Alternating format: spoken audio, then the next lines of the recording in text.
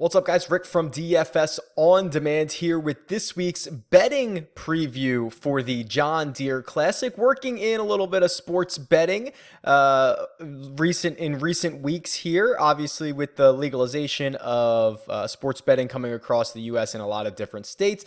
Feels like a really good place to go. So something I'm always interested in, and these will be generally short videos. Just want to point out a couple of interesting things that I've come across and personally kind of plays that I'm putting out there, and then maybe some tools along the way. So let's look at this week's John Deere Classic field. This will really be a short one because the field is pretty weak, pretty boring, and there's a major next week where we'll want to spend a little bit more money. So let's take a little bit deeper into this. I'm just going to point out a couple of guys that I've come across, and the first one's going to be Brian Harman. The book that I'm looking at has Harman at 25 to 1, but I know DraftKings Sportsbook has him at 30 to 1. And it's really interesting because there's, a handful of young guys that are in a better position. Who have shorter odds, and Harman is sitting down here coming off of 2 top 8 finishes. He had an 8th place at the Travelers, he missed the cut at the RMC, and then a 7th at the 3M Open. So 2 top 8 finishes in his last 3 starts. He's a former winner here. Won the tournament back in 2014, 24th in 2015, 10th in 2017. He has competed over and over again at the John Deere Classic here at TPC Deere Run. Obviously a natural fit for him. And quick note about those guys above him, the Matt Wolf, the Victor Hovland, the Colin Morikawa. Nothing really against those guys in betting them. I just don't think there's much value there. It's a little counterintuitive to think that. So this is actually a really good compliment to these guys that I don't want to bet them this week. I believe those guys can win any field. So I don't really see the need to bet them at like 16 or 18 to 1, whatever they're sitting at, when I can get a better number in a few weeks. For the rest of their careers, they might be sitting in the 25, 30, 40 range. And I think they're just as likely to win a lot of those other events, right? I don't know how much juice there is to squeeze out of them at these really short prices. So that's kind of where I'm going. Next up is a guy a little bit deeper, and it's Martin Laird. So I see Laird sitting at, and let me make sure I've got this number accurate here. I see Laird at 50 to 1. And I want to pull this up really quick and show you why Laird kind of pops off, both in whether it's DraftKings, one and done, or betting.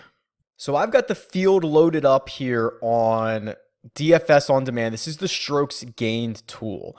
And when you're looking at this, I've got it sorted by the best players tee to green in the last 30 days.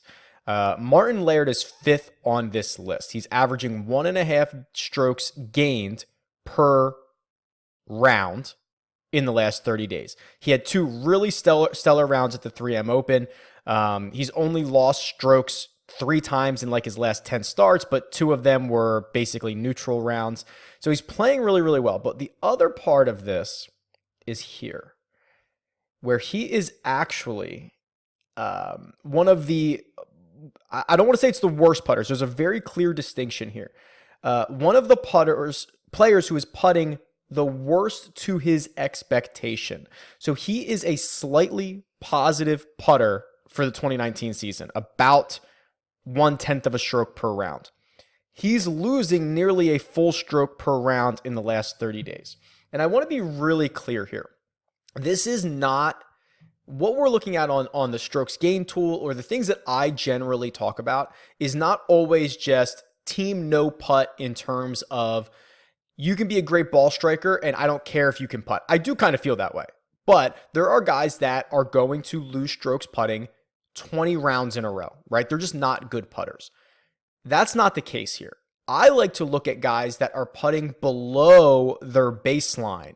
So you could be gaining 2 strokes per round putting for the season. But if you're neutral right now, that's a lot of ceiling that you can hit, right? You should be getting back to your average. So that's what I'm getting at here. It's not just saying, hey, this guy's great tee to green and he stinks at putting. That's not true.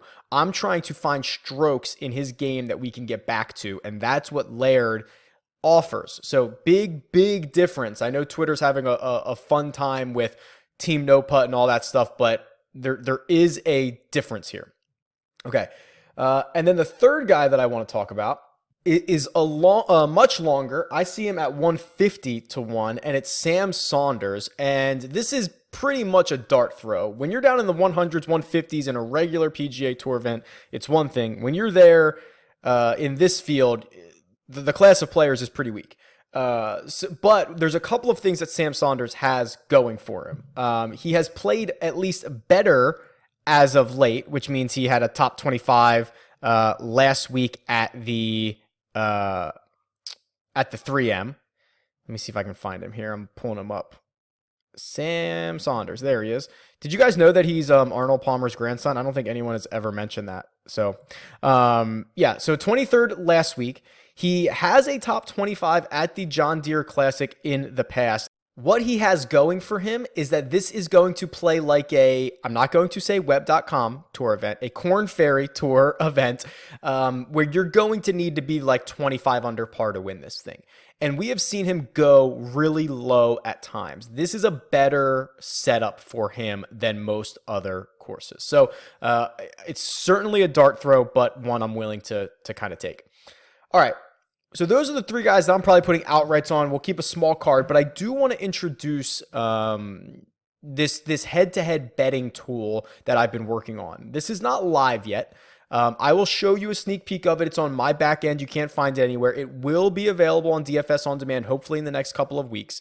So as I start to expand my tool set into sports betting as well, this is one of them that's going to pop up, because I really think that the head-to-head matchups is really where the value is at. Whether that is tournament head-to-head matchups or round by round after the tournament actually starts. That's where the value is. That's where we can actually embrace the volatility of the PGA Tour. You know, betting outrights, even with each ways, even with top fives, top tens, whatever, it tends to be very, very difficult, because even the best players with the best odds are not going to win the golf tournament that often. These head-to-heads, I think, is actually where the value is at. So I'll pull up this tool and we'll talk through it here. All right, so this is what the tool actually looks like. If you are listening on the podcast and you cannot see this, I'll try to describe it for you. There are two golfers on this board. Golfer 1 is on the left. Golfer 2 is on the right. In this case, I currently have Justin Rose and Patrick Cantlay plugged in here. And it shows their recent strokes gained for each tournament and for each round for both of these players. And then what it does is it goes through their strokes gained. And this is a model that I've kind of built or tweaked or just kind of experimented on, and used a player's strokes gained to basically determine the likelihood that one player beats another player over 4 rounds. Big shout out to the Data Golf guys. They've done a lot of research in this area. Joe Pita has done a lot of research in this area. This is kind of just a continuation and a tweak of all of that stuff. So all good to those guys. Where basically what we're trying to do is say, how likely is it that golfer 1 beats golfer 2 or vice versa? And then assigning odds to those and finding inefficiencies in the actual odds. So the way this works is you can plug in any 2 golfers and then any time frame. So that's probably a conversation for another day. But what you can do, and then it will tell you, okay, over a 4-round golf tournament, based on strokes gained numbers, based on the model, what is the likelihood that golfer 1 beats golfer 2? It shows you what the true money line should be, and then you can compare that to like your book and see what the differences are. So let's look at this. So I'm going to throw in Wyndham Clark, because I'm looking at the matchups here. So Wyndham Clark versus Kevin Tway. Kevin, that was a typo. Now, this is an actual matchup that is being offered. That Kevin Tway is minus 125 and Wyndham Clark is minus 105. So there is that extra built-in juice there. But I have this as almost a complete and total coin flip.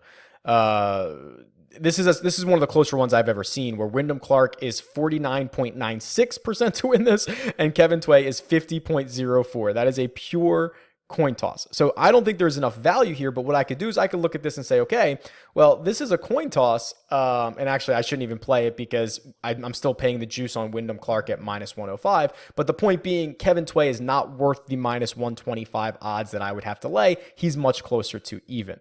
Okay, let's move on to someone else here. See if we can find a bigger one. So JT Poston and Peter Malnati is actually another one that's being offered here. I don't have headshots for all these guys yet, so hang on for 1 second. Okay, so this is actually kind of close. So Malnati is about 55% to win this matchup, and that puts him at about minus 125. Well, the book that I'm looking at has him at minus 120. So usually a good sign when we're getting close to the odds that the book is offering, so that we're not just completely all over the place. Again, probably not something to bet. Now let's look at this one. Let's do one more here. Let's see if I can find one. We'll do Martin Laird versus Nate Lashley. And this one is a little bit bigger here. So the book that I have has this as a straight up. It's both golfers are minus 115. Okay, so that's the built-in juice. But they're essentially they've equal odds. Excuse me. Well, I have this as a much bigger spread. Lashley being 62% to win a 4-round matchup, which would put his odds should be minus 165. So if I see that and say, okay, well, I think he should be minus 160. It's actually 168, minus 168. And I can get him at minus 115. I should be betting that. That is value there. So that is how I would use this tool. So I'll go out and put a little bet on Lashley.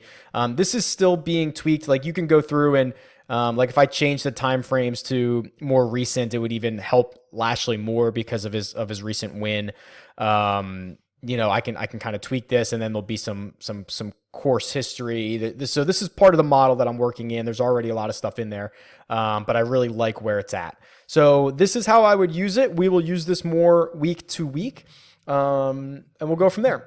So let me know what you think about that tool and how you kind of want to approach the betting aspect of this moving forward. It's something I'm really excited about. Tweet me. It's at DFS On Demand, or leave a comment below. Good luck this week. See ya.